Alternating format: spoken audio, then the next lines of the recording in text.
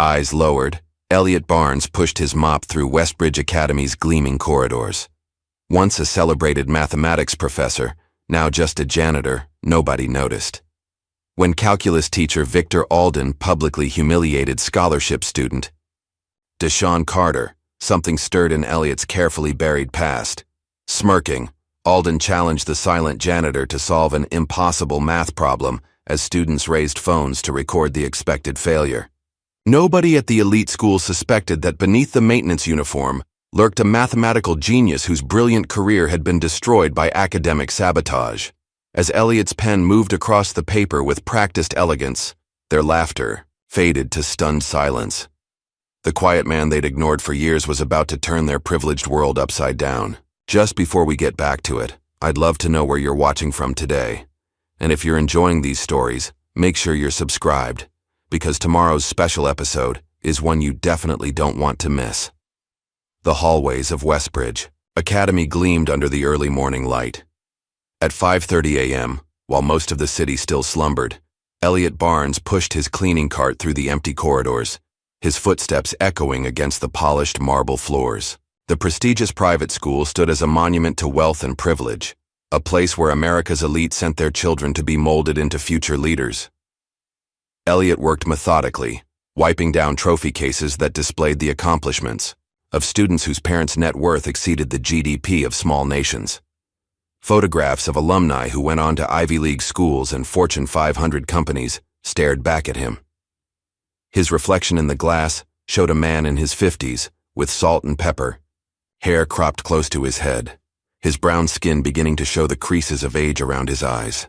Despite the janitorial uniform, there was a dignified air about him, something in his posture or perhaps in the thoughtful expression that seemed permanently etched on his face.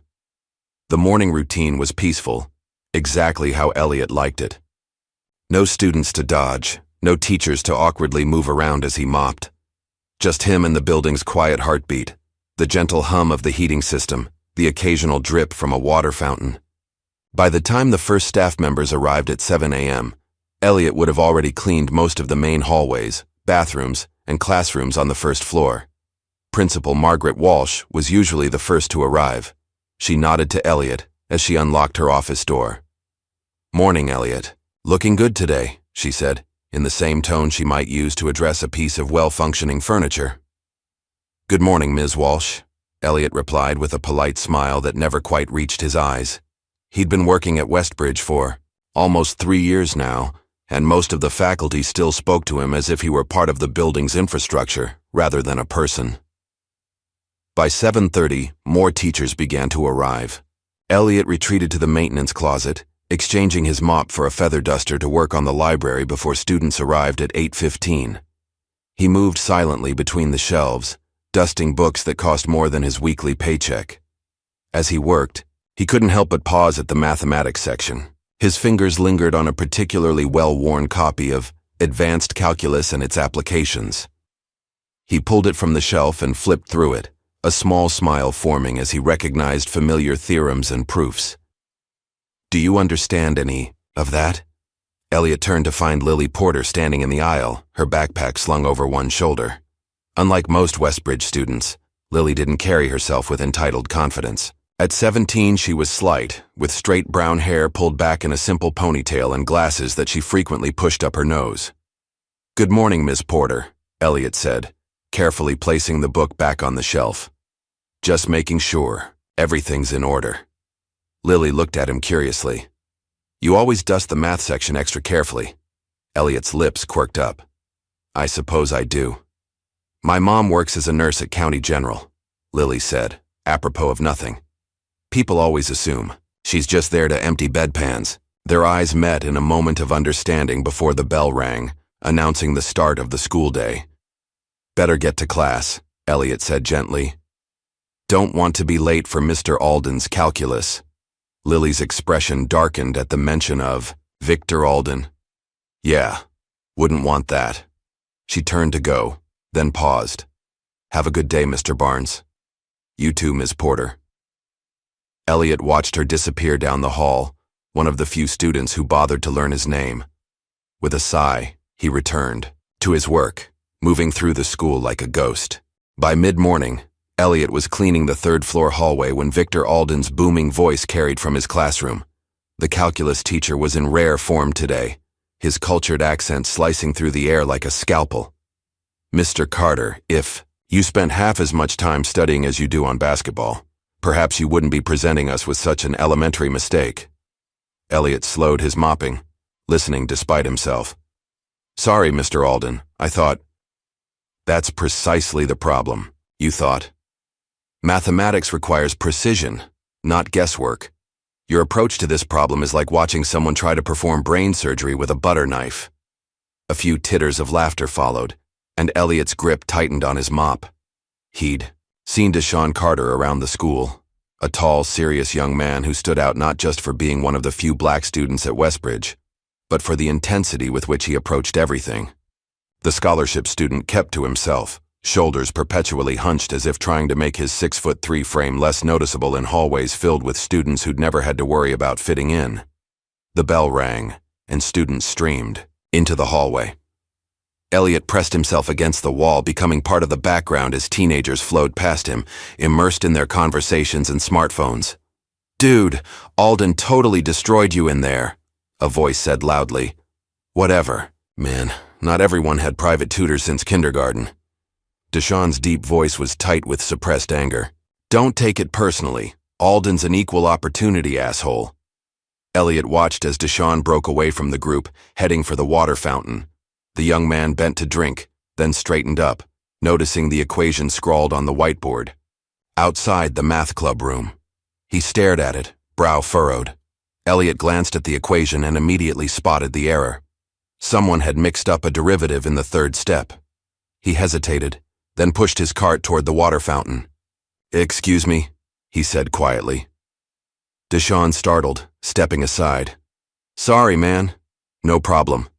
Elliot filled his bucket, then paused. "That equation's wrong, you know."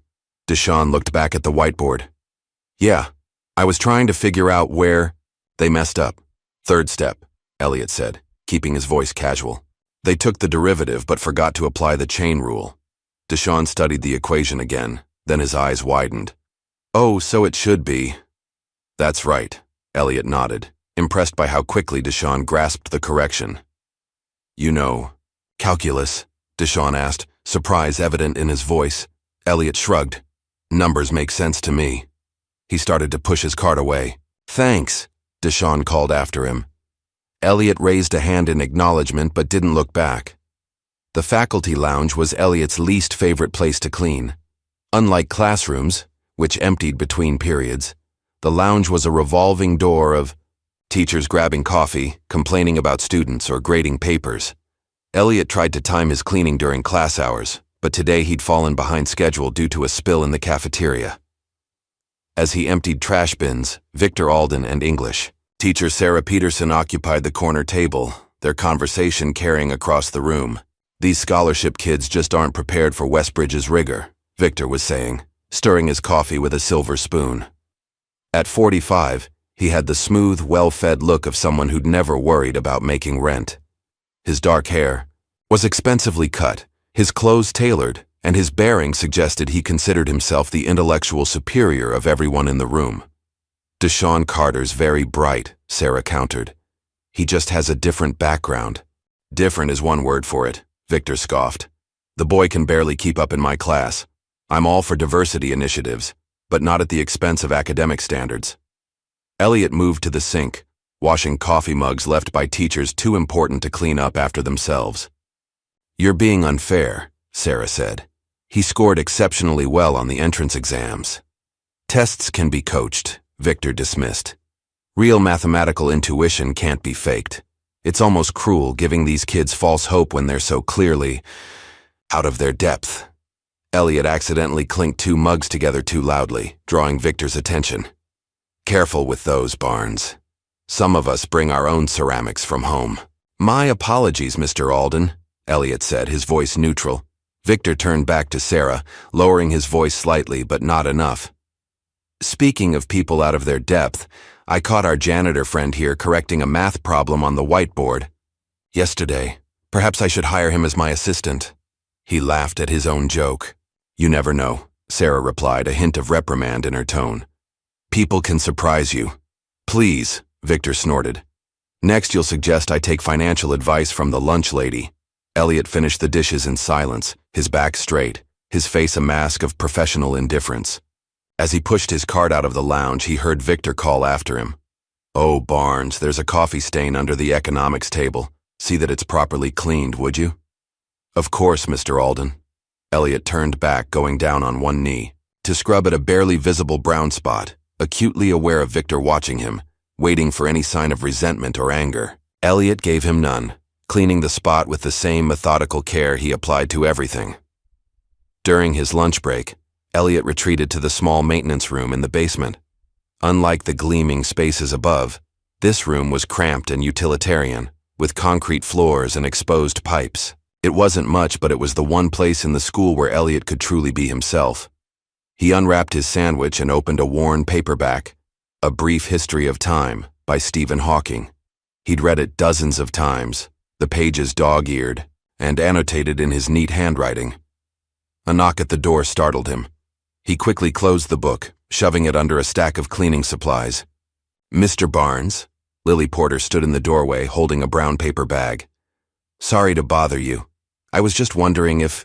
I saw you reading in the library this morning, and I thought maybe... Did you need something, Ms. Porter? Elliot asked gently. Lily took a deep breath. There's a physics problem I'm stuck on. None of the other students want to help because they're all competing for valedictorian, and the teachers are busy with midterm prep. She trailed off, looking embarrassed. Elliot hesitated, then gestured to the folding chair across from him. I have about 15 minutes left on my break. Relief washed over Lily's face as she sat down, pulling out a notebook. It's about quantum mechanics and probability. I think I'm missing something fundamental. Elliot glanced at the problem, immediately recognizing the Schrödinger equation application. May I? He asked, reaching for her pencil. For the next 10 minutes, he guided her through the problem, never giving away the answer but asking questions that led her to discover it herself. When the solution finally clicked, Lily's face lit up. That makes so much sense. How did you learn all this? Elliot smiled slightly, handing back her notebook. Life takes you on unexpected journeys sometimes. I've heard rumors, Lily said hesitantly. Some kids say you used to be a teacher. Kids say a lot of things, Elliot replied, standing to indicate their time was up. Don't believe everything you hear. Lily packed up her things. Well, whatever the truth is, thanks for your help. After she left, Elliot sat back down, retrieving his book from its hiding place. The spine fell open to a page with a quote highlighted. Intelligence is the ability to adapt to change.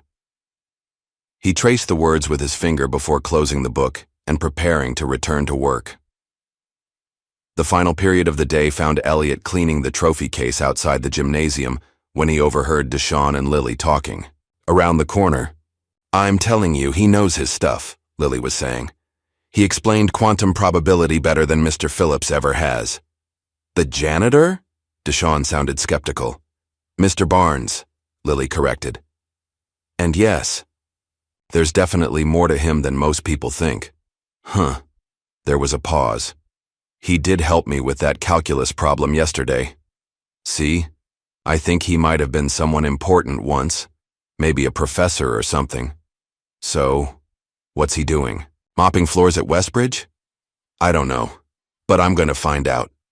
Their voices faded as they walked away, and Elliot sighed.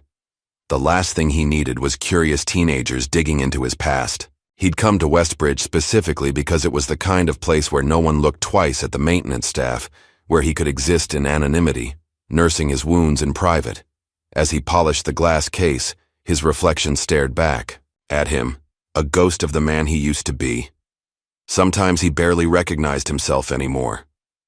The passionate young professor who believed knowledge could change the world had been replaced by a quiet man who just wanted to be left alone. The question was, how long could he keep his past buried? The following week brought unseasonably warm weather for October, and many teachers had moved their classes into the courtyard to enjoy the sunshine. Elliot was emptying outdoor trash bins when he spotted Deshaun sitting alone under an oak tree, a textbook open on his lap, frustration evident on his face.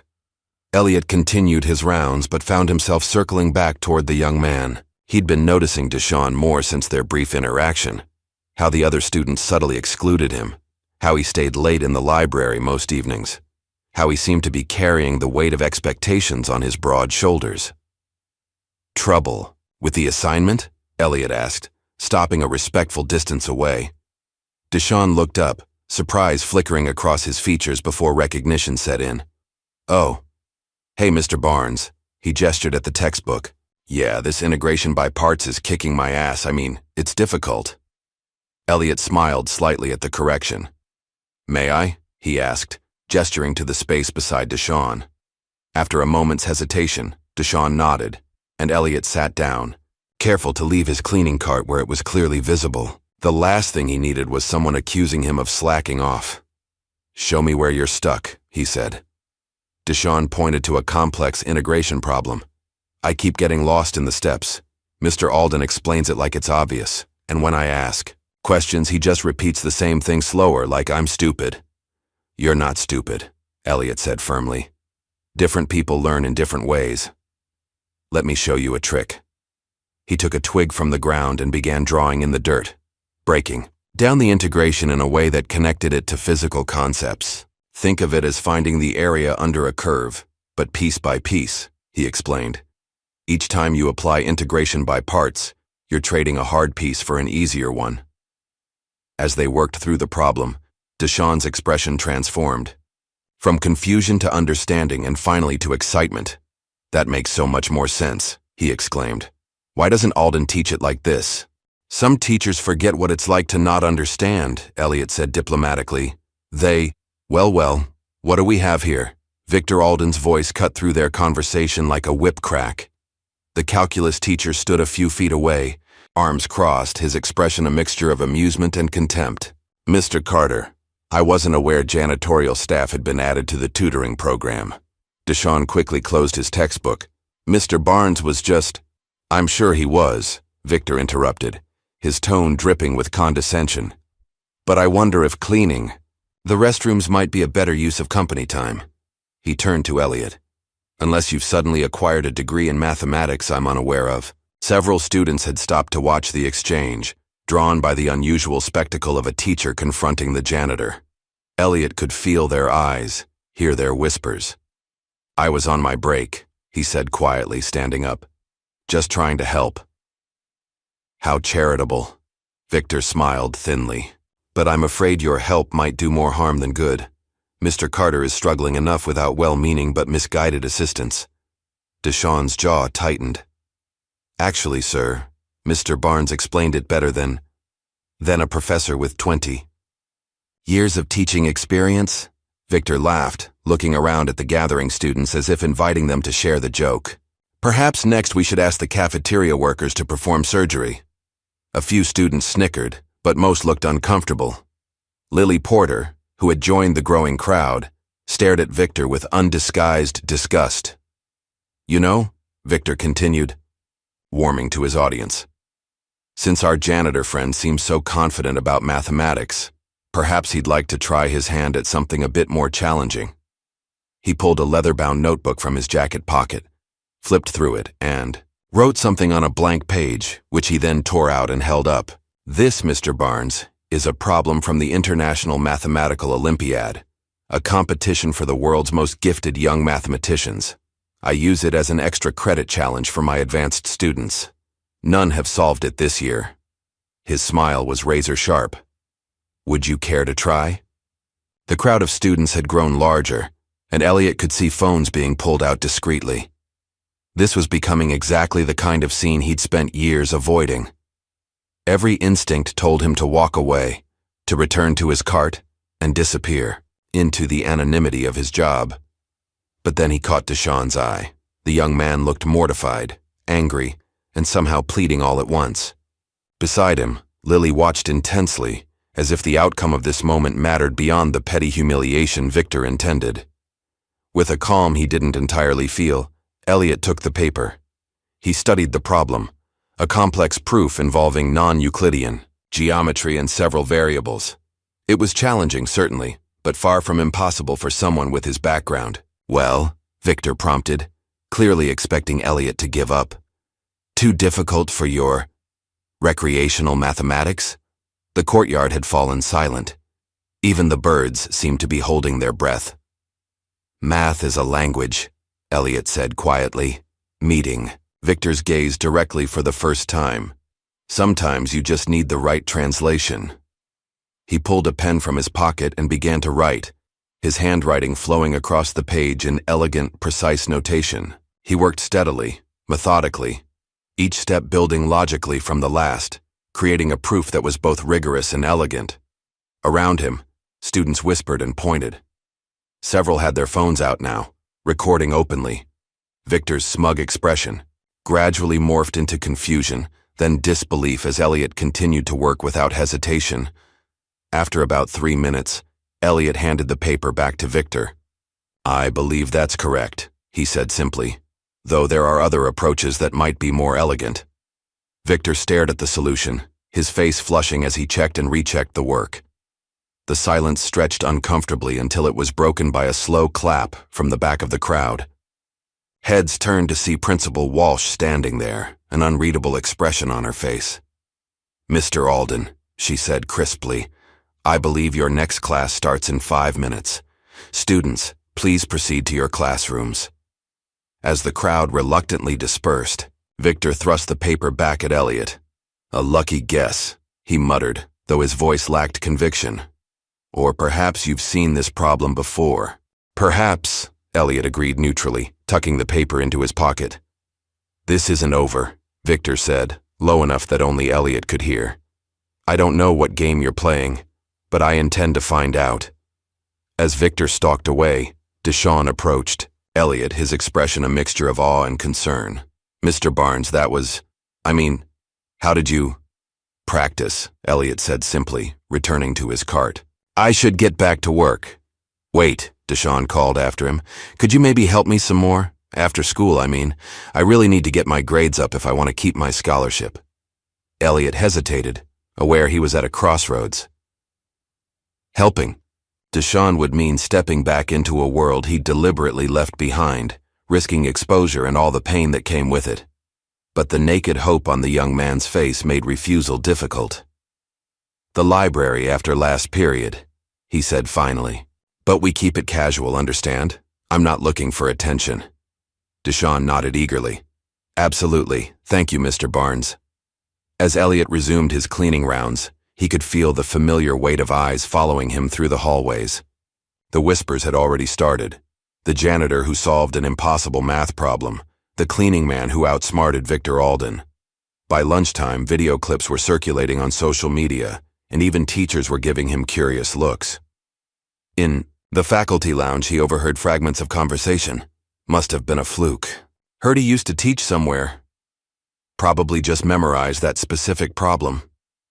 He kept his head down, focusing on his work, but inside, a storm was brewing. For 3 years, he'd hidden who he was, buried his knowledge and passion beneath the safe anonymity of janitorial work. Now, because of one moment of pride, or perhaps principle, that carefully constructed shield was cracking. In the maintenance room during his afternoon break, Elliot found himself staring at his reflection in the small spotted mirror above, the sink. The face that looked back at him seemed different somehow, more alert, more present than it had been in years. A soft knock interrupted his thoughts. He opened the door to find Lily Porter standing there, her expression resolute. "I found your papers," she said without preamble. "Online. Innovative Approaches to Harmonic Analysis in Multidimensional Spaces, published in the Journal of Advanced Mathematical Theory, 2002. You're not just good at math, Mr. Barnes. You were brilliant." Elliot felt a cold weight settle in his stomach. "Ms. Porter, why are you working as a janitor?" she pressed. "What happened to you?" "That's a very personal question," he said quietly. "I'm sorry, but people should know." Mr. Alden treated you like you were nothing, and all this time— Please, Elliot interrupted, his voice firmer than she'd ever heard it.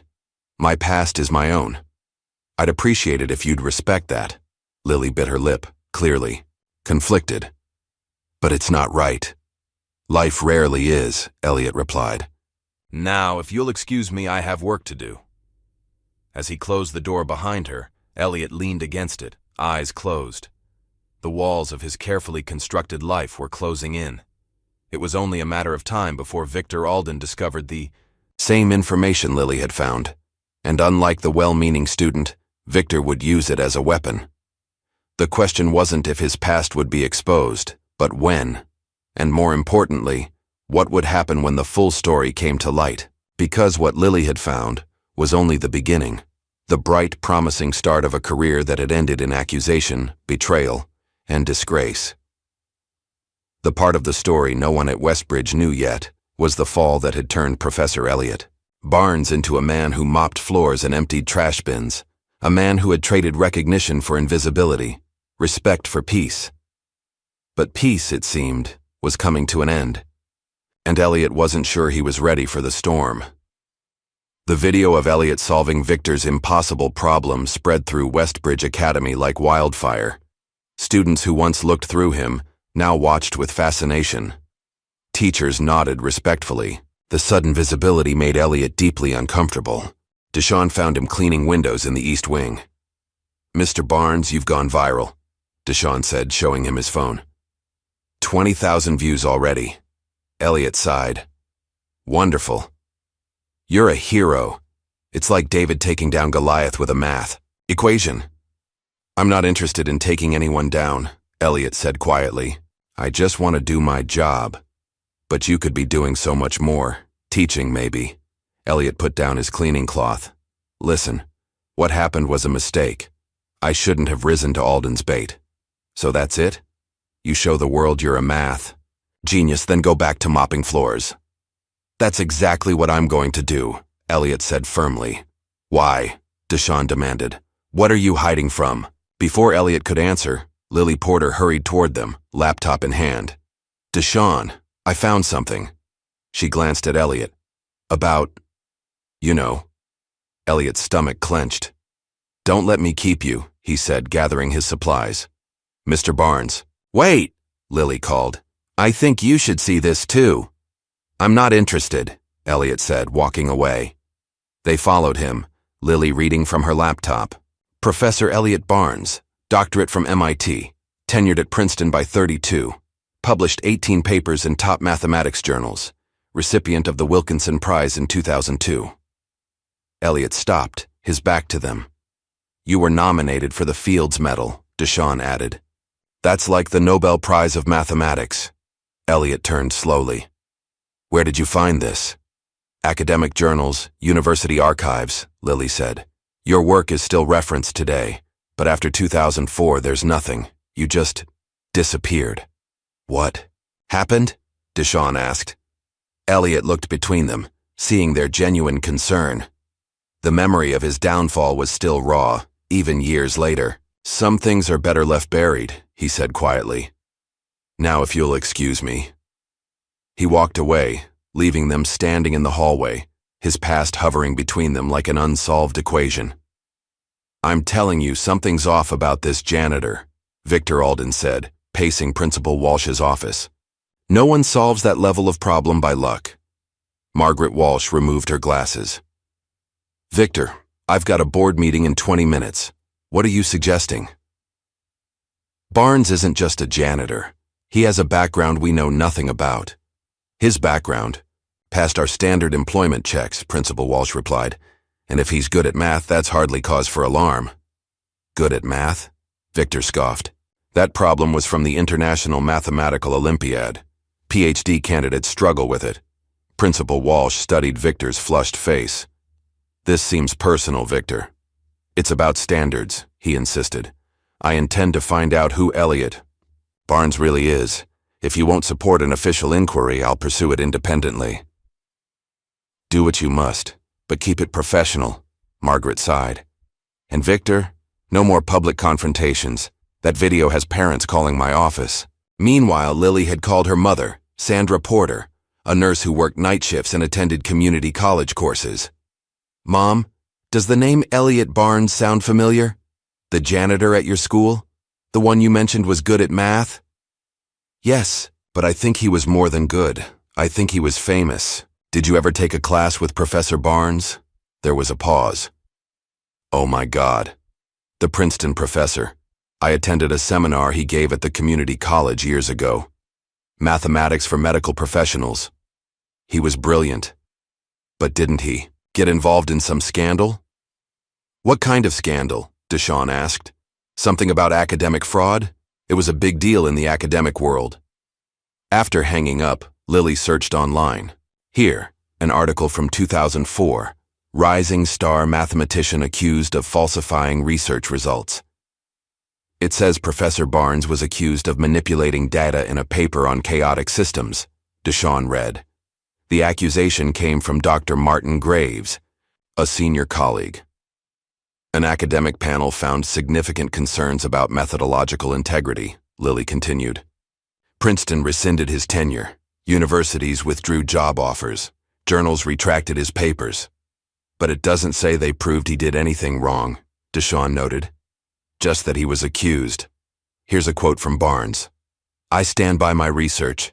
Time and proper review will vindicate my work." But there's nothing after that. No follow-up articles. The story just ended. A brilliant mathematician gets accused by a colleague, loses everything, and ends up as a janitor, Deshawn summarized. "Something doesn't add up. We need to find out more about this Dr. Graves," Lily said. "If Mr. Barnes was set up, maybe we can help clear his name." "Why would we get involved? This happened before we were born, because he's helping you, and because it's the right thing to do, and because Victor Alden is digging into this too, and he's not looking to help Mr. Barnes." 3 days later, Victor Alden had compiled a comprehensive file on Elliot Barnes. Principal Walsh confronted him in his classroom. "Victor, we need to talk about your TED investigation." "Perfect timing," Victor said. "I've discovered exactly who our janitor really is. Elliot Barnes was once the golden boy of theoretical mathematics before he was caught falsifying research data." He showed her his evidence. "The man cleaning our toilets is a disgraced academic fraud. Is this really someone we want around impressionable students? And what do you propose we do with this information?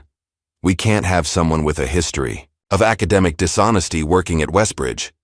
The message that people deserve second chances? That a mistake shouldn't define someone's entire life?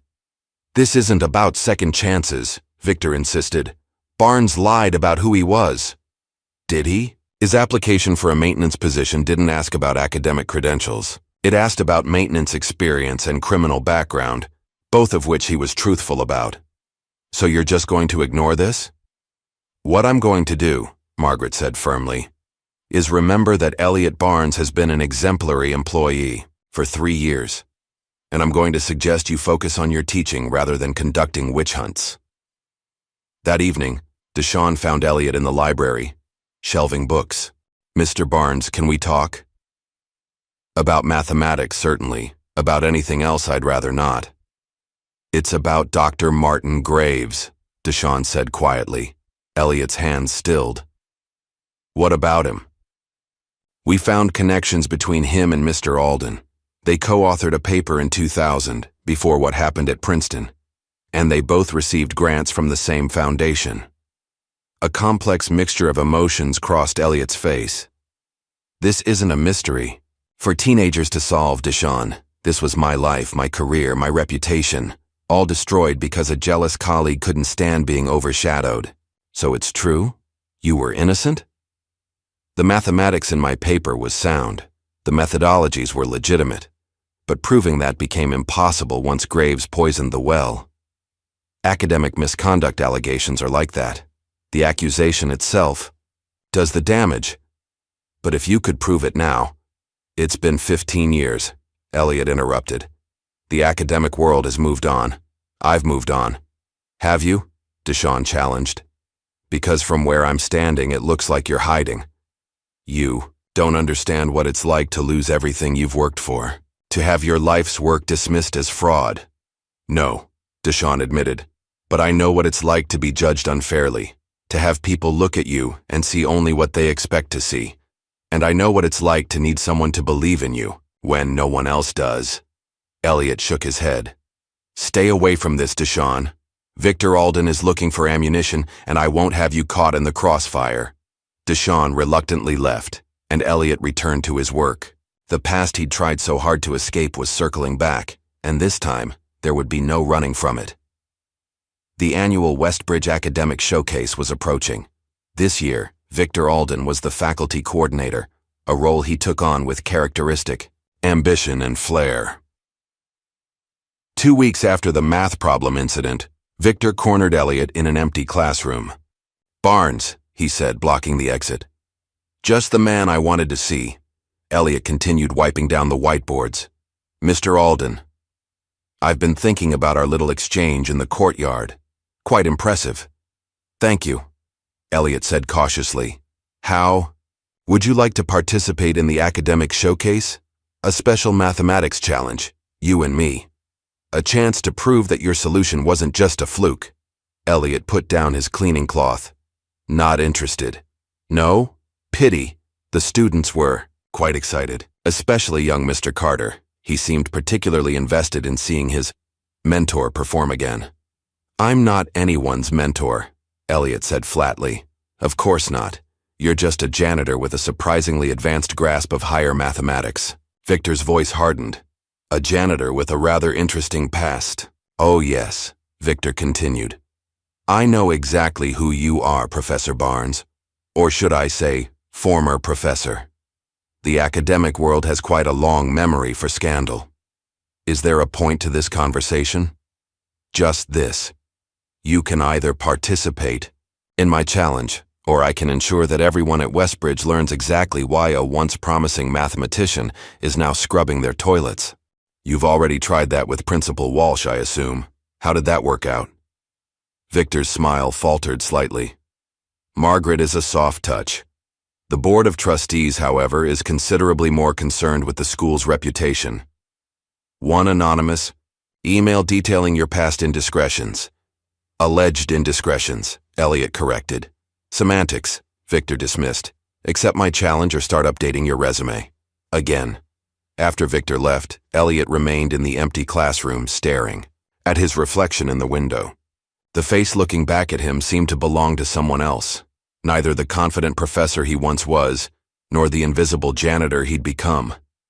A soft knock interrupted his thoughts. Deshawn stood in the doorway. "Mr. Barnes, I heard about Alden's challenge. The whole school's talking about it. News travels fast. Are you going to do it?" "I haven't decided." "You should," Deshawn urged. "You could show everyone what you can really do." "And what would that accomplish?" "Justice," Deshawn said simply. "Proving Alden wrong. Showing the world you're not what they think." Elliot shook his head. "Life isn't that simple. Some bridges once burned stay ash. So you're just giving up, letting Alden win? This isn't about winning or losing. It's about survival." Deshawn's expression hardened. "What if someone did that to me someday, tried to destroy me, took everything I worked for and turned it to nothing? Would you tell me to just accept it? To give up and hide?" The question hit Elliot hard. He turned away. "You wouldn't," Deshawn pressed. "You'd tell me to fight. Same as when you helped me with calculus. Same as when you solved Alden's problem. That was different. Was it? Or was it the first time in years you let yourself be who you really are?" Elliot was silent for a long moment. When he finally spoke, his voice was thick with emotion. "You remind me of someone, a student I had at Princeton, Jason Williams. Brilliant mind, but from a background where no one expected him to succeed." "What happened to him?" "Last I heard, he was teaching at MIT, leading his own research team. You helped him get there," Deshawn said. "I believed in him when others didn't," Elliot acknowledged. "But when my scandal broke, I disappeared, cut all ties." "Then maybe it's time to stop disappearing," Deshawn said quietly. Elliot looked at him for a long moment. "If I were to accept this challenge, I wouldn't do it alone." "What do you mean?" Want a student partner. You. Deshawn's eyes widened. Me? But I'm not. Not what? Not good enough? Not prepared? That's Alden talking, not you. A slow smile spread across Deshawn's face. When you put it that way, I'm in. The news that Elliot had accepted Victor's challenge, with Deshawn as his partner, spread through Westbridge like wildfire. The student body divided into factions, those supporting the underdog team of the janitor and the scholarship student, and those betting on Victor and his chosen partner, National Math Olympiad finalist Bradley Thompson. Lily appointed herself publicity manager for Team Barnes, creating social media accounts and rallying student support. Even some teachers privately expressed hope that Elliot and Deshawn would succeed. For the next 2 weeks, Elliot and Deshawn established a training routine, meeting in the library after school.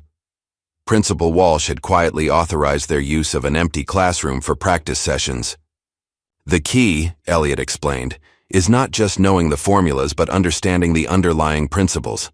Mathematics isn't about memorization. It's about seeing patterns, making connections. Deshawn absorbed every word, his natural aptitude blossoming under Elliot's guidance. Why don't all teachers explain things like you do? Deshawn asked one evening. Teaching is its own skill, separate from subject knowledge.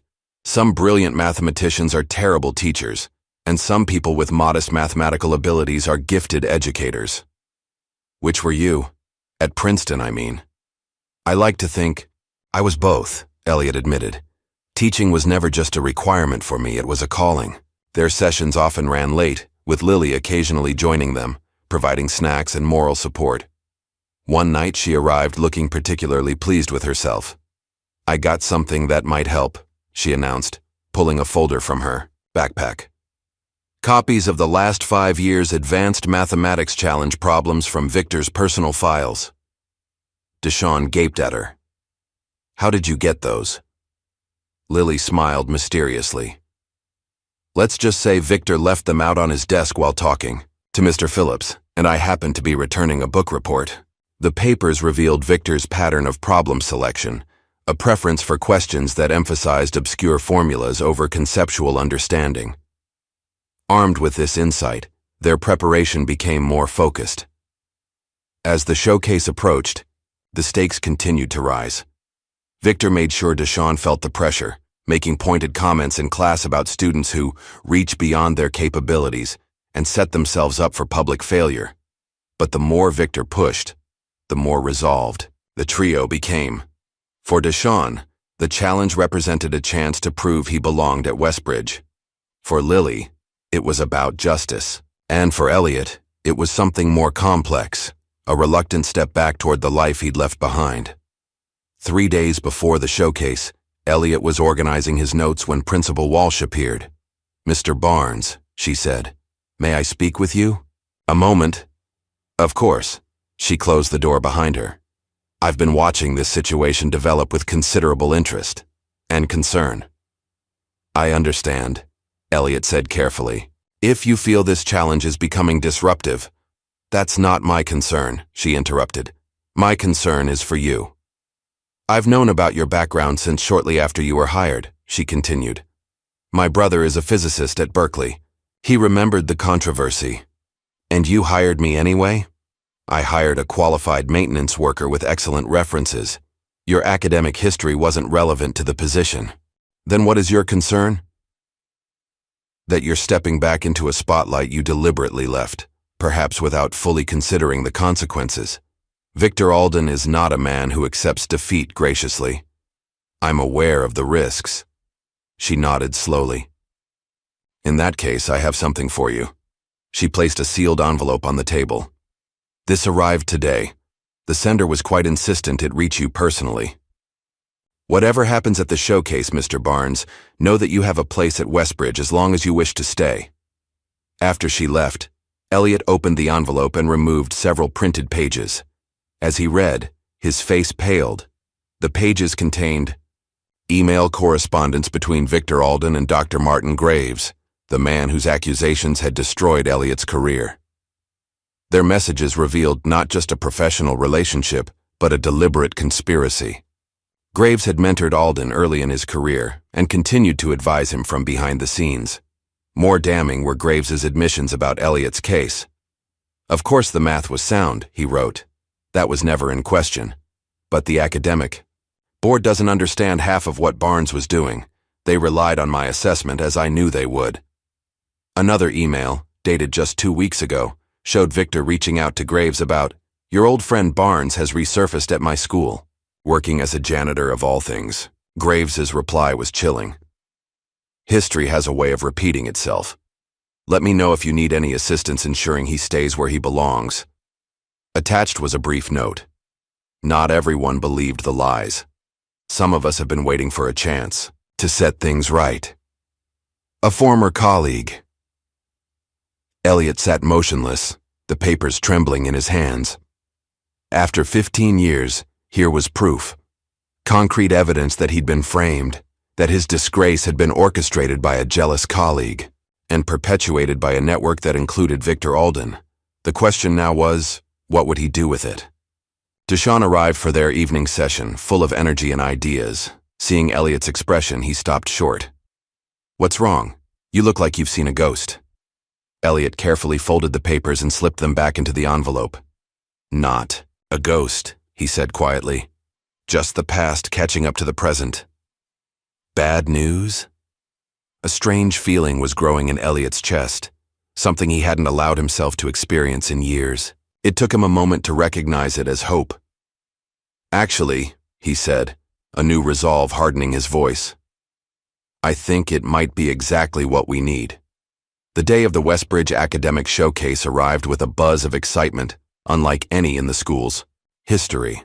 What had begun as a typical annual event showcasing student achievements had transformed into something far more dramatic, a mathematical showdown that had captured the imagination of the entire school community. The showcase was held in Westbridge's Grand Auditorium, a space usually reserved for graduation ceremonies and high-profile guest speakers. By mid-afternoon, every seat was filled. Students, faculty, parents, and even several local news reporters drawn by the viral story of the janitor who challenged the school's most formidable teacher.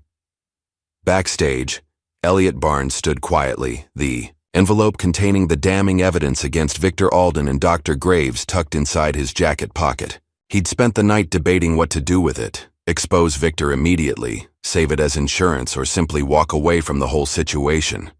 By morning, he still hadn't decided. "You okay?" Deshawn appeared beside him, dressed in slacks and a button-down shirt borrowed from Lily's older brother. The young man had spent extra time on his appearance today, his usual casual confidence now tinged with nervous energy. "Just focusing," Elliot replied, smoothing down his own shirt. New, purchased specifically for this occasion at Lily's insistence. For the first time in years, he wasn't wearing his maintenance uniform, and the change felt both liberating and disorienting.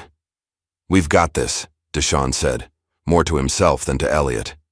"We've practiced everything Alden might throw at us." Elliot placed a steadying hand on Deshawn's shoulder. "Remember what I told you. It's not about the specific problems. It's about approaching them with clear thinking and confidence in your abilities." "Mr. Barnes," Lily rushed up to them, her face flushed with excitement. "They're almost ready to start. Half the school is wearing these." She held up a blue ribbon with Team Barnes Carter printed on it. Elliot shook his head in amazement. When did this become a sporting event? "When Victor Alden decided to make it personal," Lily replied firmly. "Oh, and a reporter from the local paper wants to interview you afterward, win or lose." "Let's focus on the task at hand," Elliot said, though the corners of his mouth twitched upward at Lily's enthusiasm. Principal Walsh approached them, her usual professional demeanor in place, but with an unusual gleam in her eye. "Gentlemen, they're ready for you. Remember, this is an educational demonstration above all. Keep it professional." She lowered her voice. "And if possible, make it memorable." As they moved toward the stage, Victor Alden intercepted them, his student partner Bradley Thompson at his side. Bradley was a senior with multiple math competition trophies to his name, handpicked by Victor for both his technical skills and his family's generous donations to the school. "Barnes?" Victor nodded coolly, his smile not reaching his eyes. Ready for your second act? Let's hope it goes better than your first. Elliot met his gaze evenly. Best of luck, Victor. Luck, Victor, scoffed. This isn't about luck, it's about legitimate expertise versus whatever you're offering. His eyes flicked dismissively to Deshawn. Bold choice of partner. Though I suppose someone in your position can't be too selective. Deshawn stiffened, but Elliot's hand on his arm kept him silent. We'll see you on stage, Elliot said simply, guiding Deshawn past them. The stage had been set with 2 tables facing each other, each equipped with whiteboards, markers, and calculators. Between them stood a podium where the problems would be displayed on a large screen visible to the audience. A panel of judges, 3 mathematics professors from nearby universities, sat at a table to one side. As they took their positions, the auditorium lights dimmed, and Principal Walsh stepped to the center microphone. Welcome to this special mathematics challenge, a highlight of our annual academic showcase. Today, we have the privilege of witnessing an exceptional demonstration of problem-solving and mathematical reasoning between 2 teams. She introduced Victor and Bradley first, outlining Victor's credentials and Bradley's competition accomplishments to polite applause. Then she turned to Elliot and Deshawn. Our challenging team brings an unexpected but fascinating combination of experience and fresh talent. Mr. Elliot Barnes, who many know as a member of our maintenance staff, joins us today to demonstrate that learning and ability can be found in every corner of our community. His partner, Deshawn Carter, is a junior who has shown remarkable progress in mathematics this semester. The applause for them was noticeably warmer, punctuated by cheers from the student section, where Lily had organized their supporters. The format is simple, Principal Walsh continued. 3 rounds of increasingly difficult problems. Each team will work collaboratively to solve the problems within the allotted time. Our distinguished panel of judges will evaluate not only the correctness of the answers, but the elegance and clarity of the solutions. Let the challenge begin. The first problem appeared on the screen, a complex integration question requiring multiple techniques and careful attention to detail. Both teams bent over their whiteboards immediately, markers flying. Victor and Bradley worked with practiced efficiency, barely needing to communicate as they divided the problem between them. Across the stage, Elliot guided Deshawn through the initial approach, his calm voice barely audible to the audience as they established their strategy. The crowd watched in hushed fascination as the solutions developed on both boards. Victor and Bradley finished first, stepping back from their board with 2 minutes to spare, Victor's expression smug as he glanced toward Elliot and Deshawn, who were still working. With just 30 seconds remaining, Deshawn capped his marker and nodded to Elliot. They'd finished, their solution flowing across the whiteboard in neat, logical steps that looked noticeably different from Victor's approach. The judges conferred briefly before announcing that both teams had arrived at the correct answer, earning equal points for the first round. Victor's smile tightened almost imperceptibly as he prepared for the second problem. This time, the challenge involved a complex proof in number theory, the kind of abstract reasoning that separated true mathematical insight from mere computational skill. As the problem appeared on screen, a murmur rippled through the audience. This was graduate-level mathematics, far beyond the standard high school curriculum. Victor's confidence never wavered as he and Bradley attacked the problem, but their earlier synchronicity began to fray. Several times they erased portions of their work, starting sections over as they encountered dead ends. Meanwhile, Elliot stood back at first, studying the problem with Deshawn, discussing quietly before even picking up a marker.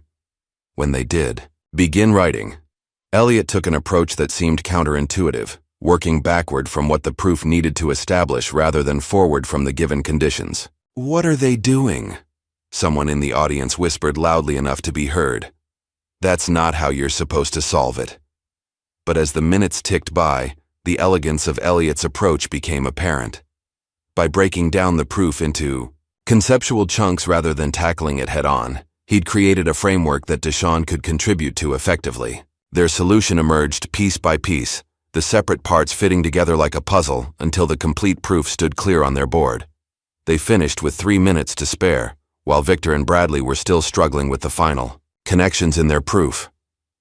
When time was called, Victor's board showed a technically correct but cumbersome solution, lacking the clarity and insight of Elliot and Deshawn's approach. The judges awarded Elliot and Deshawn higher marks for the second round, putting them in the lead. The audience reacted with surprised applause, growing louder as the significance registered. The underdogs were winning.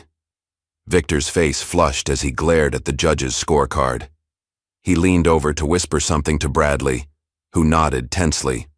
For the final round, tradition dictated that the lead faculty member, Victor, would select the problem personally. He stepped to the podium with a thin smile, holding a sealed envelope. "For our final challenge," he announced, "I've prepared something special. This problem comes from recent research in chaotic systems analysis, a field that requires both technical precision and creative insight." Elliot stiffened, immediately recognizing what Victor was doing. This wasn't just any problem. It was deliberately chosen from the same field as Elliot's controversial paper, the one that had been at the center of his academic disgrace. As the problem appeared on screen, complex and intimidating, a hush fell over the audience. Even the judges looked surprised at its difficulty. Victor returned to his table, a satisfied smile playing at his lips. He'd designed this problem specifically to exploit what he believed was Elliot's vulnerable point, the very area where his academic integrity had been questioned. It was a calculated attack disguised as a mathematical challenge. Elliot stared at the problem, memories flooding back. The excitement of his original research, the devastating accusations, the academic hearing that had ended his career. For a moment he felt paralyzed, the old shame and doubt threatening to overwhelm him. Deshawn nudged him gently. "Mr. Barnes, should we start with the differential equation or the boundary conditions?" The young man's voice, steady and trusting, pulled Elliot back to the present. He looked at Deshawn, really looked at him, and saw not just a student seeking guidance, but a partner who believed in him completely. Drawing a deep breath, Elliot smiled. "Neither. Let's step back and think about what this problem is really asking." Instead of diving into calculations, Elliot began explaining the underlying principles to Deshawn, and by extension, to the audience. His voice, initially quiet, grew stronger as he walked through the conceptual framework of chaotic systems, making the intimidating mathematics accessible through clear analogies and thoughtful explanations. "This is like predicting weather patterns," he said, loud enough now for the front rows to hear. "Highly sensitive to initial conditions, but still governed by underlying principles we can identify and work with." The audience was captivated as Elliot transformed what Victor had intended as an esoteric stumbling block into an engaging teaching moment. Even the judges leaned forward, drawn in by his natural ability to illuminate complex concepts. Meanwhile, Victor and Bradley worked feverishly at their board, focusing on the technical mechanics of the solution without the conceptual clarity Elliot was providing. Halfway through the allotted time, Deshawn noticed something in the problem structure, a pattern that simplified one of the key components. "What if we approach this part from a different angle?" he suggested, pointing to a section of their work. Elliot's eyes widened as he recognized the insight. "That's brilliant, Deshawn. You're seeing exactly what matters most here." With renewed energy, they reconstructed their approach, Deshawn's fresh perspective combining with Elliot's deep understanding, to create a solution that was both rigorous and elegant. As they worked, Victor grew increasingly agitated, glancing repeatedly at their progress. With only minutes remaining, he abandoned his work with Bradley and approached the podium. "Before we conclude," he announced without authorization, "I think it's important for our audience to understand the full context of this competition." Principal Walsh stepped forward with a warning look, but Victor continued. "Some of you may be impressed by Mr. Barnes's facility with mathematics. What you don't know is that he's not just a janitor with an unusual hobby. He was once Professor Elliot Barnes of Princeton University, before he was dismissed for academic fraud in this very field we're exploring today." A shocked murmur ran through the audience. All eyes turned to Elliot, who had stopped writing, his back rigid. His paper on chaotic systems was retracted by the journal that published it. Victor continued relentlessly, His academic career ended in disgrace. These are verifiable facts that I believe are relevant to today's proceedings. The auditorium fell silent. Deshawn looked at Elliot with concern, while Lily stood up in the audience, her face pale with anger. Principal Walsh reached for the microphone, but Elliot stepped forward first. "Mr. Alden is correct about one thing," he said, his voice steady and clear.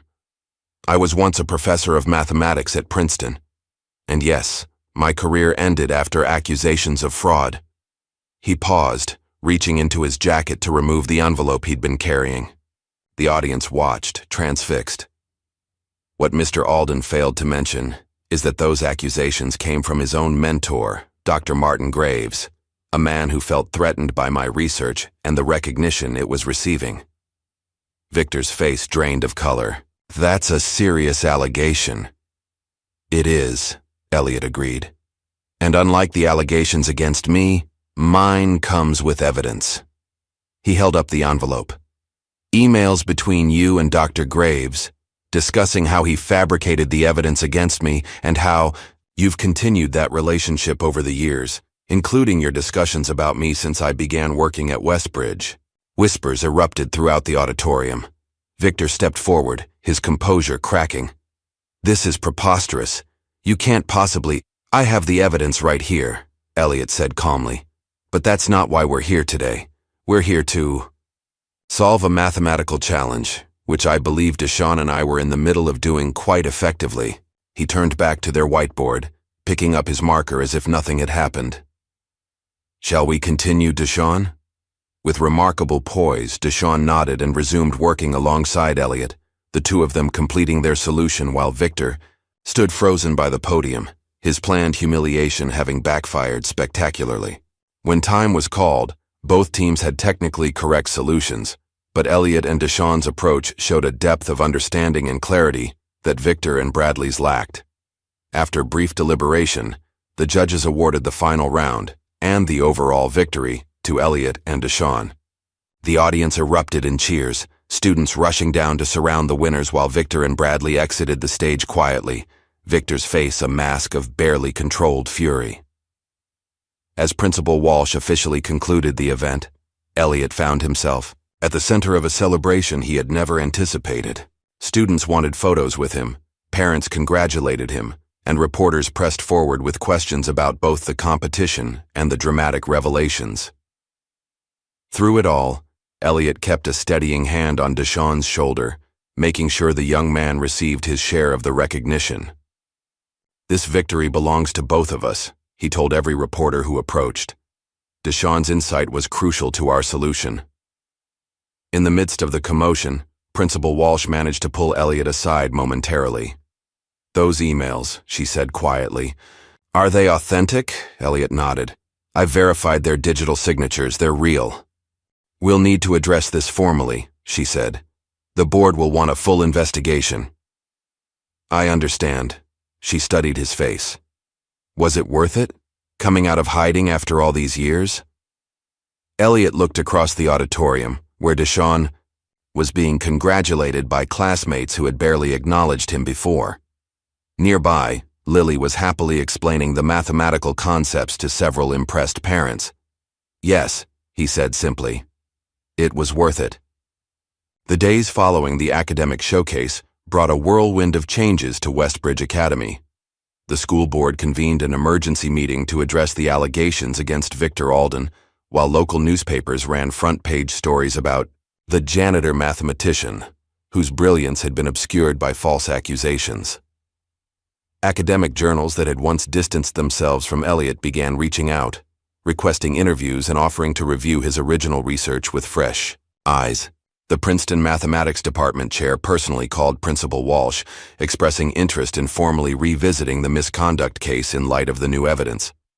For Elliot, the sudden attention was both vindicating and overwhelming. After years of anonymity, he found himself thrust back into the spotlight, his past and present colliding in ways he couldn't have imagined.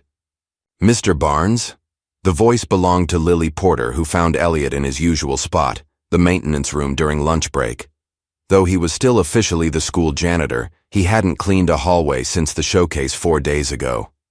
"There's A reporter from the Boston Globe waiting in Principal Walsh's office. They want to talk about your case. Elliot sighed, closing the mathematics journal he'd been reading. Another one? This one's different, Lily insisted. She's an investigative reporter who specializes in academic misconduct cases. She thinks your story could help change how universities handle fraud allegations. I've had enough of being a cautionary tale, Elliot said wearily. Then be an inspiration instead, Lily countered. Deshawn's waiting up there too. He thinks you should do it. The mention of Deshawn swayed him, as Lily had known it would. The two had formed a bond that went beyond teacher and student, something closer to family, built on mutual respect and shared experience. In Principal Walsh's office, Deshawn was, indeed, waiting, along with a sharp-eyed woman in her 40s who introduced herself as Gabriella Reynolds. Mr. Barnes, she said, forgoing a handshake in favor of a direct, assessing gaze. Your story has all the elements of a journalistic bombshell.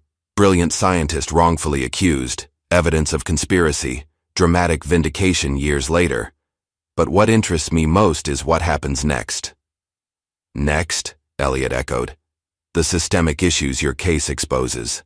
The flaws in how academic misconduct is investigated. The career destruction that follows accusations, regardless of merit. She leaned forward.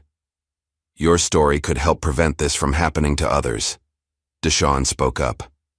That's what I've been saying, Mr. Barnes. This isn't just about you anymore. Elliot looked between them, considering. Finally, he nodded. All right, but I want to be clear that this isn't about revenge. It's about setting the record straight. The interview lasted 2 hours, with Elliot methodically recounting the events that had led to his downfall, the groundbreaking paper, the jealousy it had provoked in senior colleagues, the whispered accusations that had grown into formal charges, and the academic board that had been all too willing to accept Dr. Graves's expert testimony against him. The emails between Graves and Alden are smoking guns, Gabriella said, reviewing copies Elliot had provided. But I'm curious, how did you get these? They were sent to me anonymously, Elliot explained. From a former colleague. I still don't know who. And what's happening with Victor Alden now? Principal Walsh, who had been sitting quietly in the corner, answered. Mr. Alden has been placed on administrative leave pending a full investigation. The board takes these allegations very seriously. And they should, Gabriella agreed. If proven, this represents a deliberate continuation of an academic vendetta spanning more than a decade. She made a few notes before turning back to Elliot. What are your plans now? Will you return to academia? The question caught Elliot off guard. Despite everything that had happened, he hadn't seriously considered what would come next. I haven't decided, he admitted. Mr. Barnes has been offered a teaching position here at Westbridge, Principal Walsh interjected. In light of recent events, we believe his talents could be better utilized in the classroom than in maintenance. Deshawn's face lit up. For real? You'd be an actual teacher here? The offer was made yesterday, Elliot confirmed. I'm still considering it. What's to consider? Deshawn asked incredulously. You're a born teacher. It's not that simple, Elliot said. Returning to teaching means stepping fully back into a world I left behind. It means being Professor Barnes again, with all the expectations and visibility that entails. Would that be so terrible? Lily asked softly. Before Elliot could answer, his phone buzzed with a text message. He glanced at it, then did a double take, his expression shifting from surprise to something more complex. Excuse me, he said, stepping out of the office to take a call. When he returned 10 minutes later, his face was flushed with emotion. That was Jason Williams, he told them. My former student from Princeton. He's at MIT now. The one you mentioned before, Deshawn remembered. Elliot nodded. He saw the news stories, said he's been trying to find me for years. His voice caught. He never believed the accusations, tried to defend me back then, until I pushed everyone away. What did he want? Lily asked.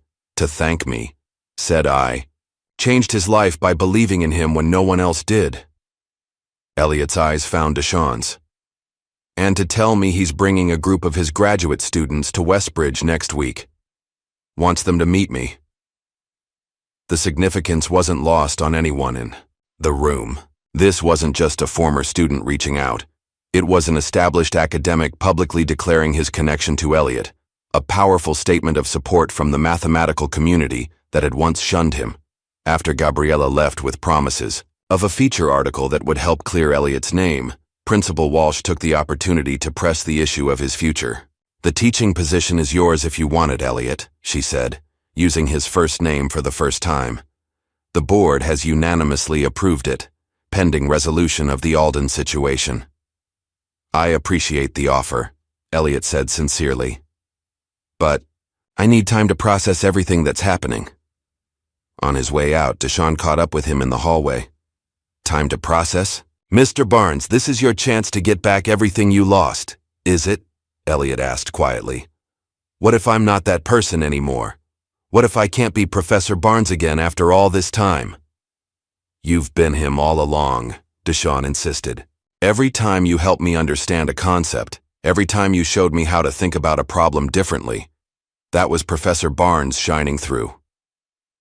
Elliot was silent for a long moment. "I'm afraid," he finally admitted, "of failing, of being hurt again. That's normal," Deshawn said with unexpected maturity. "But you taught me that fear shouldn't stop us from doing what's right." He hesitated, then added, "And I think teaching is what's right for you." The following week brought more developments. Victor Alden, faced with mounting evidence of his connection to the Graves conspiracy, submitted his resignation rather than face a formal investigation. Several news outlets picked up the story, focusing on the broader implications for academic integrity. Meanwhile, Lily's documentary project, initially a small student effort, attracted attention from a local film festival after clips of her interviews with Elliot went viral online. She expanded her focus to examine how appearances and biases affect perceptions of intelligence and worth, featuring not only Elliot's story, but those of other overlooked individuals in various fields. For Deshawn, the aftermath of the showcase brought unexpected opportunities. Several prestigious summer programs reached out with scholarship offers, and his improved performance in Victor's class, now taught by a substitute, raised his GPA significantly, putting him on track for the college applications he'd once thought beyond his reach. But perhaps the most profound transformation was happening within Westbridge itself. Students who had never noticed the maintenance staff began greeting them by name. Teachers incorporated discussions of bias and presumption into their lessons. A new atmosphere of awareness permeated the campus, not dramatic or performative, but quietly significant. 10 days after the showcase, Elliot found himself standing outside Principal Walsh's office, hand raised to knock, when the door opened, unexpectedly to reveal a visitor leaving. Victor Alden stopped short, clearly as surprised by the encounter as Elliot was. For a moment, the two men stared at each other, the weight of their shared history and recent conflict hanging between them. Victor looked different, diminished somehow, the arrogant confidence replaced by a haggard uncertainty. He was the first to speak. "Barnes," he said simply, then hesitated. "I was just, finalizing the terms of my departure." Elliot nodded but said nothing. "I want you to know," Victor continued with visible effort, "that I wasn't initially aware of what Graves had done to you. When I discovered the full extent, I should have come forward." "Yes, you should have," Elliot agreed, his voice neutral. Victor's jaw tightened at the lack of absolution. "The board has approved a new mentorship program for disadvantaged students," he said, changing the subject. "It was one of my suggestions as part of my exit agreement." "A worthy initiative," Elliot said carefully. "They'll need someone to run it," Victor continued. "Someone who understands both academic excellence and the barriers that prevent some students from achieving it." Elliot studied the man's face, reading the unspoken message. This wasn't quite an apology, but it was the closest Victor Alden could come to offering amends. creating an opportunity that aligned perfectly with Elliot's strengths and values. "I'll take it under consideration," Elliot said finally. Victor nodded once, then moved past him down the hallway. At the corner, he paused. "For what it's worth, Barnes," he called back, "you were always the better teacher." Elliot watched him go, a complex mixture of emotions washing through him. There was no satisfaction in Victor's downfall, no real closure in his grudging acknowledgement, but there was something else. A sense of a chapter ending, making room for something new to begin. Inside Principal Walsh's office, Elliot found not only the principal but Deshawn and Lily waiting expectantly. "I was just about to send a search party," Margaret said with a smile. "We've been waiting. I ran into Victor on the way in," Elliot explained. "Ah," she nodded understanding. "A complicated encounter, I imagine." "He mentioned the new mentorship program," Elliot said, "for disadvantaged students." "Yes, that's actually part of what we wanted to discuss with you." She gestured to the formal-looking document on her desk. "Your teaching contract, with an additional role as director of the Westbridge Mentorship Initiative, if you're interested." Deshawn and Lily watched him intently, barely containing their excitement. They'd clearly been in on the planning, waiting to see if their hopes for Elliot's future would align with his own vision for himself. Elliot picked up the contract, scanning the details. A full teaching position, a leadership role in a program that could make real difference, a salary that reflected respect for his qualifications and experience, and most importantly, a chance to reclaim the purpose that had driven him throughout his academic career, nurturing young minds, recognizing potential where others saw only limitations. "So," Deshawn prompted, when the silence stretched too long, "are you going to sign it or what?" Elliot looked at the eager faces around him. Deshawn, who had shown him the importance of standing up rather than hiding. Lily, whose curiosity and determination had helped uncover the truth. Principal Walsh, who had given him a chance when his world had collapsed. "I have one condition," he said finally. "Name it," Principal Walsh replied. "Deshawn serves as student co-director of the mentorship program, with appropriate compensation for his time, of course." Deshawn's mouth fell open in surprise. "Me? But I don't have any experience with—" "You have the most important qualification," Elliot interrupted. "You know what it means to be underestimated, to fight against expectations, to need someone who believes in you. That's something that can't be taught."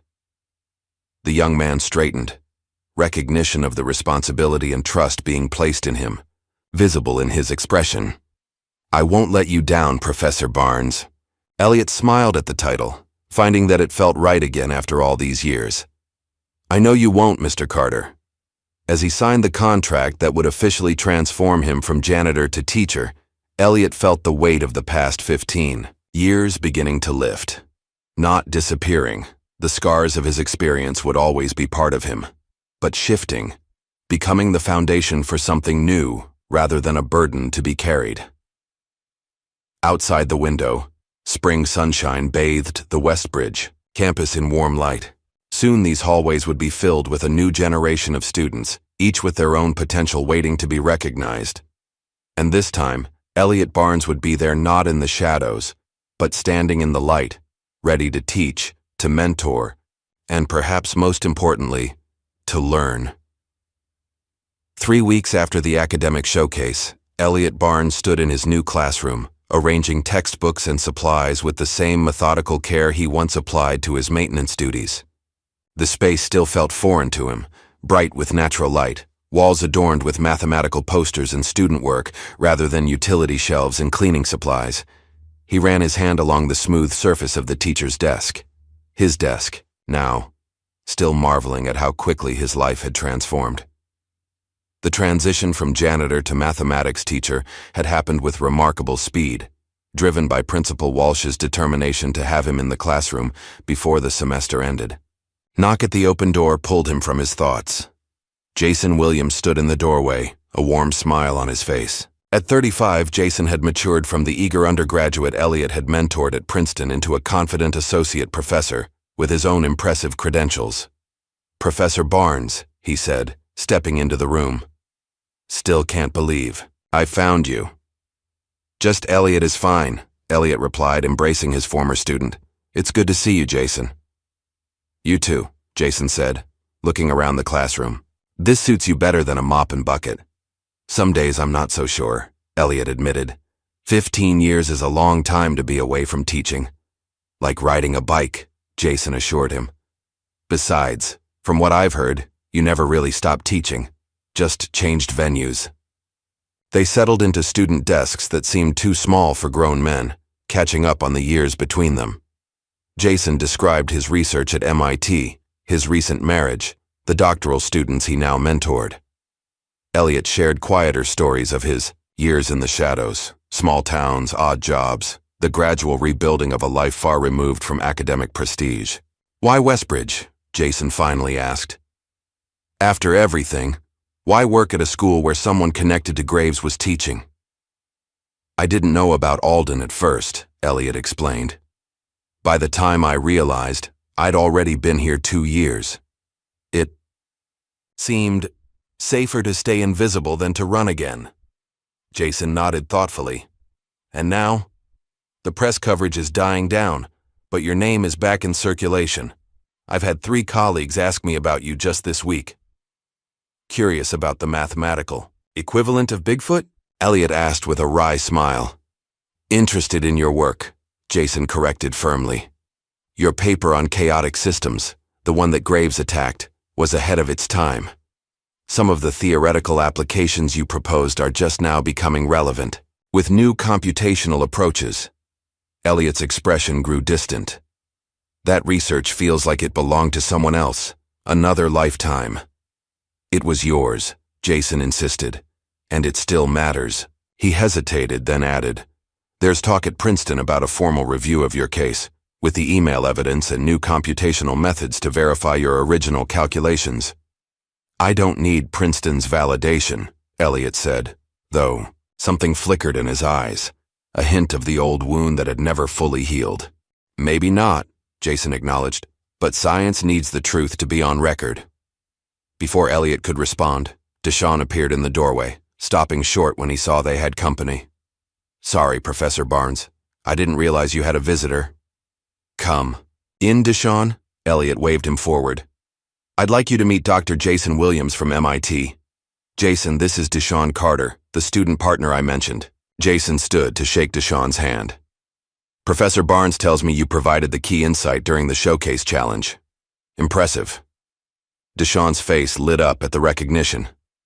I just saw a pattern. Professor Barnes was the one who taught me how to look for it. That sounds familiar, Jason smiled. He has a gift for helping others see what they're capable of. He turned back to Elliot. Speaking of which, my graduate students are waiting in the auditorium. Ready to meet them? As they walked through the hallways of Westbridge, Elliot found himself in a surreal position, being treated as a returning academic luminary in the same corridors he'd silently cleaned for years. Students who had once looked through him now watched with curious respect. Teachers who had barely acknowledged his existence stopped to introduce themselves. In the auditorium, 6 graduate students from MIT waited eagerly, their expressions brightening as Jason introduced Professor Elliot Barnes, whose work on algorithmic approaches to chaotic systems laid the groundwork for several current research initiatives. For the next 2 hours, Elliot found himself engaged in the kind of high-level mathematical discussion he'd once lived for, his mind reawakening to the intellectual challenges he'd denied himself for so long. The graduate students asked penetrating questions, showed him their research extensions of his original concepts, and treated him not as a curiosity, but as a respected colleague whose insights they valued. Deshawn sat quietly in the back row, absorbing the advanced concepts with intense concentration. Occasionally, when the discussion paused, he would ask a clarifying question that revealed his growing understanding, questions that impressed even the MIT students. After the session concluded, Jason pulled Elliot aside. Your young protege is remarkable. With the right guidance, he could go far in mathematics. He will, Elliot said with quiet certainty. I intend to make sure of it. About that, Jason said, MIT has a summer program for exceptional high school students. We typically require teacher recommendations, standardized test scores, the usual bureaucracy. But in this case, he glanced at Deshawn, who was deep in conversation with two of the graduate students.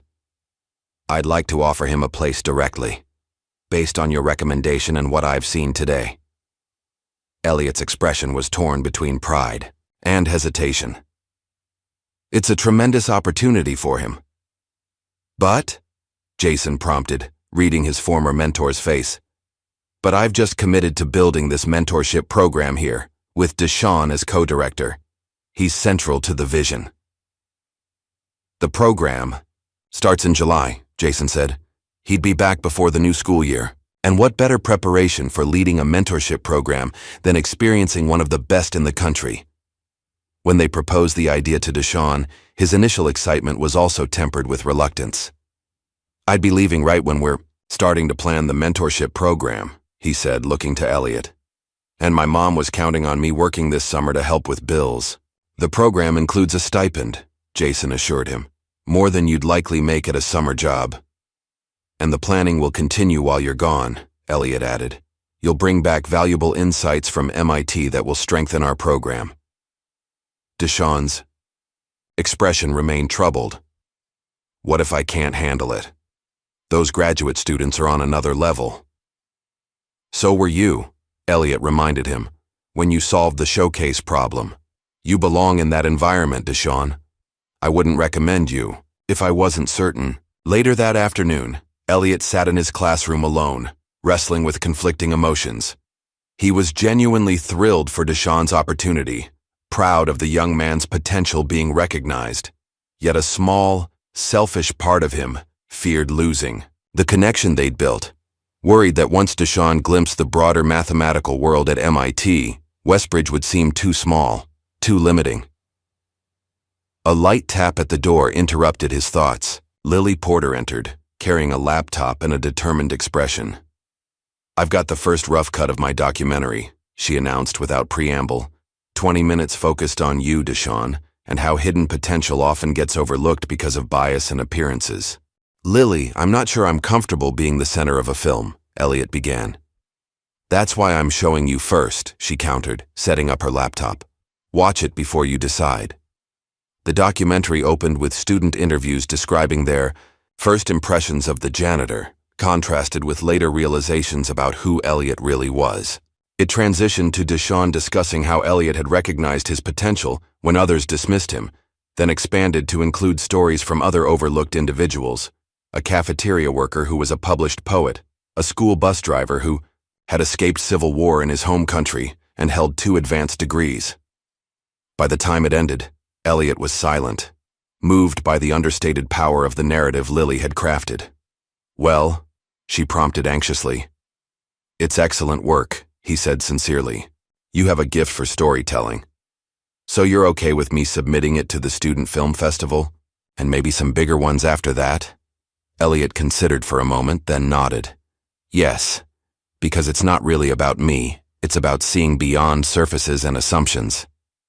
Exactly, Lily beamed.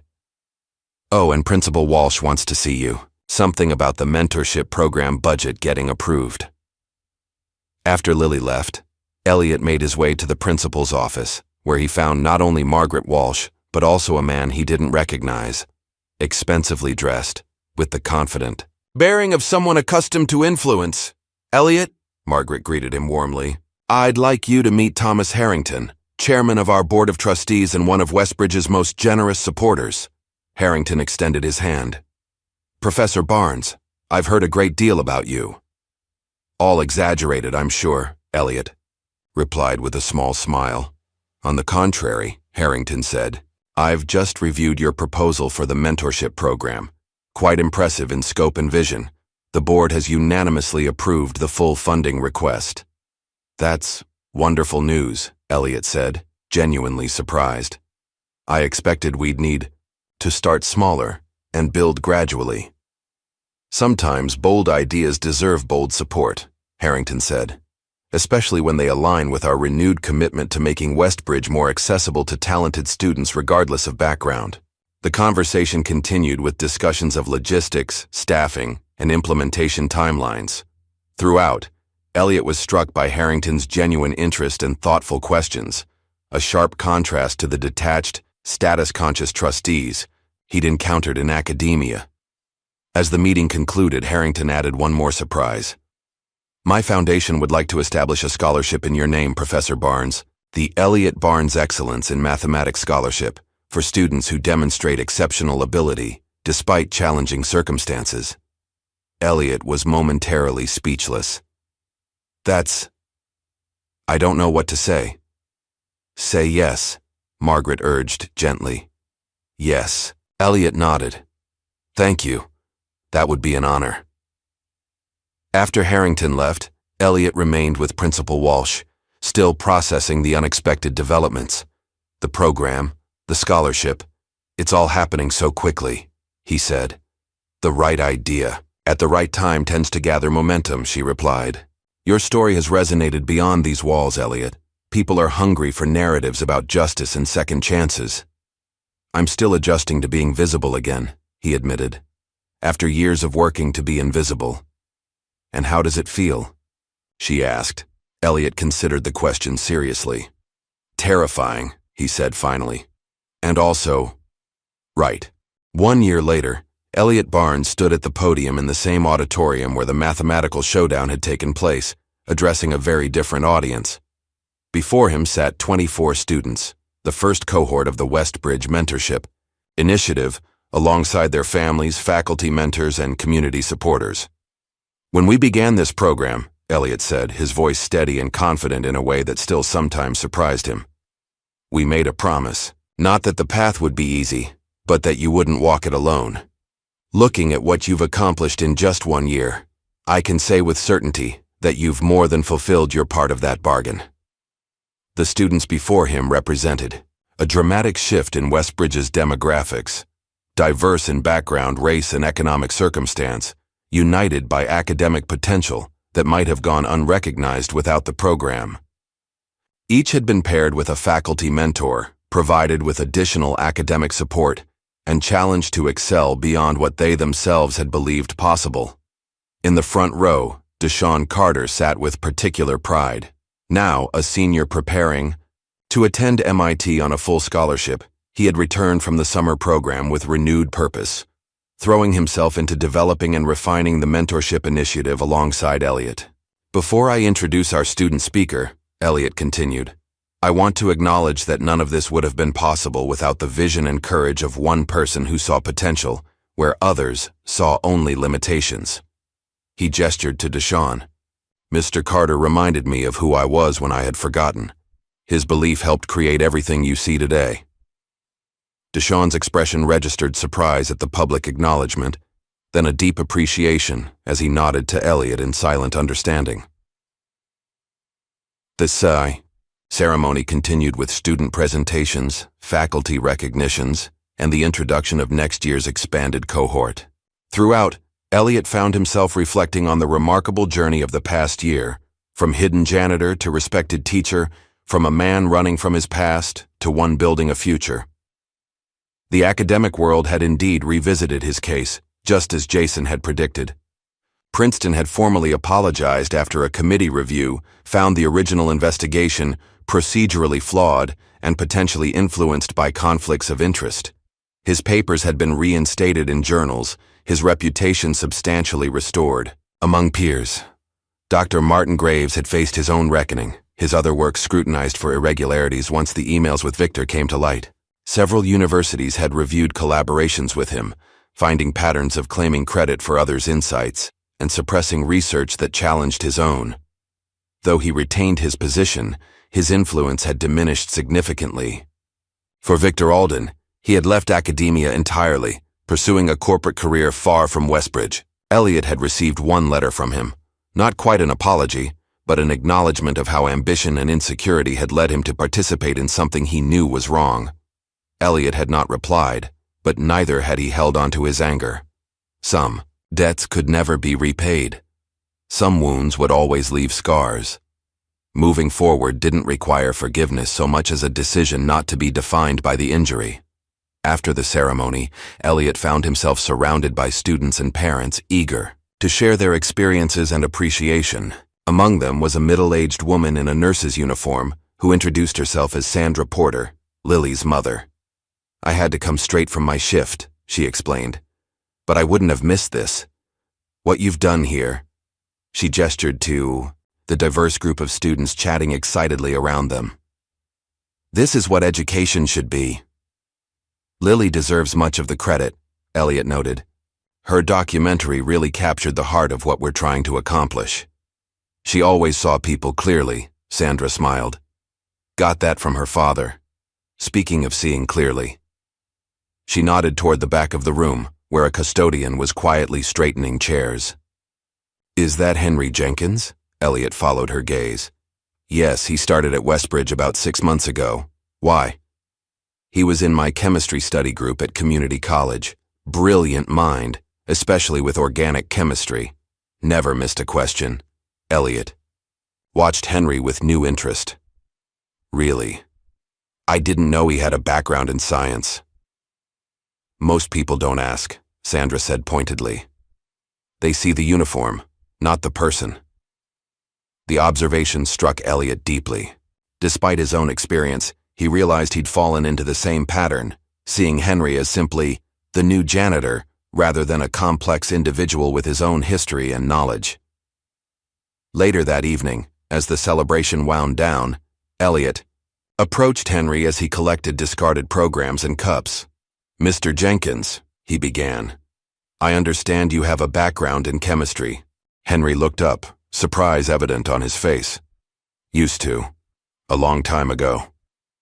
Would you have any interest in contributing to our science mentorship track? We're looking for someone with practical knowledge of organic chemistry to help guide a few students with particular aptitude in that area." Henry's expression shifted from surprise to cautious interest. "In what capacity?" "As a paid consultant to start," Elliot said, "with potential for more involvement if it's a good fit. Your maintenance schedule wouldn't be affected unless you wanted it to be." "I'd need to think about it," Henry said carefully. "It's been a while since I've taught anyone anything." "Take your time," Elliot assured him. "And Henry, thank you for your work here. The school wouldn't function without you." As Henry moved on to continue his duties, Deshaun joined Elliot, having observed the exchange. "Another hidden genius?" he asked. "Perhaps," Elliot smiled. "We seem to collect them at Westbridge." Full circle, Deshaun nodded appreciatively. From being the overlooked janitor to recognizing potential in others. "Speaking of potential," Elliot said, "have you decided which professor you'll work with at MIT?" "Dr. Williams, if he'll have me," Deshaun replied. "He's working on extensions of your original chaos theory applications. Thought it might be fitting to continue what you started." The sentiment touched Elliot deeply. "He'll be lucky to have you. Just don't forget your roots." "Not possible," Deshaun grinned. "You'll be getting weekly calls about this mentorship program whether you want them or not." 2 months later, on the last day of the school year, Elliot stood at his classroom window, watching students stream out of the building with the particular energy that only summer freedom could generate. His first year back in teaching had been challenging, exhausting, and more fulfilling than he had dared to hope. A knock at his door revealed Principal Walsh. "Admiring your handiwork?" she asked, joining him at the window. "Just thinking about how much can change in a year," he replied. "Indeed." She handed him a folder. "Speaking of which, I have something for you to consider over the summer. The board is creating a new position, Director of Academic Innovation, overseeing the mentorship program, developing new initiatives, working across departments to identify and support exceptional students regardless of background." Elliot opened the folder, skimming the job description. "This is ambitious." "So are you when you allow yourself to be," she said simply. "The position would be in addition to your teaching duties, with appropriate compensation and resources. I'll need time to think about it," Elliot said, though the spark of interest in his eyes was unmistakable. "Of course, no rush." She turned to go, then paused. "Oh, and there's one more thing. Dr. Martin Graves will be speaking at the National Education Conference in Boston next month. Apparently, he's positioning himself as an advocate for academic integrity reforms." Her tone made her opinion of this development clear. Reinvention is a powerful human drive, Elliot observed neutrally. The organizing committee has asked if you would consider being a counterpoint speaker, sharing your perspective on how accusations can be weaponized and the importance of fair process. Elliot was silent for a long moment. The prospect of publicly confronting Dr. Graves, of standing before the academic community as an equal rather than a disgraced outcast, stirred complex emotions. "I'll consider it," he said finally. After Principal Walsh left, Elliot returned to organizing his classroom for the summer break. As he sorted through student work, he paused at a set of solutions to an advanced calculus problem he'd assigned as an extra credit challenge. One solution stood out. Elegant, insightful, approaching the problem from an angle he hadn't anticipated. The student, Maria Diaz, was a quiet sophomore who rarely spoke in class, but whose work showed remarkable depth of understanding. She reminded him of himself at that age, more comfortable with numbers than people, finding in mathematics a language that made sense when the world often didn't. On impulse, Elliot wrote a note on her paper. "This approach shows exceptional mathematical insight. Have you considered participating in the mentorship program next year? I believe you have unique potential worth developing." He signed it simply, Professor Barnes, and placed it in her student file for the fall. It was a small gesture, the kind that most students might barely register. But Elliot knew from his own experience how powerful such moments of recognition could be, how a single teacher's belief could ignite confidence that changed the trajectory of a life. As the afternoon light slanted through the classroom windows, Elliot Barnes, once a rising academic star, then a fallen professor, then an invisible janitor, and now a teacher coming fully into his purpose, looked out at the campus that had become the setting for his unexpected second act. The road ahead wasn't clear or certain. There would be challenges in expanding the mentorship program, in potentially confronting Dr. Graves, in balancing teaching with new administrative responsibilities. But for the first time in 15 years, Elliot faced the future not with fear or resignation, but with a quiet, determined hope. He thought of Deshawn, preparing for MIT with the confidence of someone who knew his own worth. Of Lily, whose documentary had been accepted to 3 film festivals and was already changing perspectives. Of Henry Jenkins, who had tentatively agreed to help with the chemistry mentorship track, his initial hesitation giving way to cautious enthusiasm. And of all the other hidden talents still waiting to be discovered, in maintenance closets and cafeteria kitchens, in quiet corners of classrooms, in neighborhoods where potential often went unrecognized. "One recognition at a time," Elliot murmured. To himself, a mantra and a mission statement in 5 simple words. Gathering his belongings, he switched off the classroom lights and stepped into the corridor, moving forward with purpose, leaving behind both invisibility and shame, carrying instead the responsibility of seeing others clearly and the joy of helping them see themselves. Have you ever overlooked someone's true value because of how they earn a living? Elliot's journey from disgraced professor to respected mentor reminds us to look beyond appearances and recognize brilliance in unexpected places. Like and subscribe for more stories about second chances and hidden genius that will make you reconsider who deserves your attention.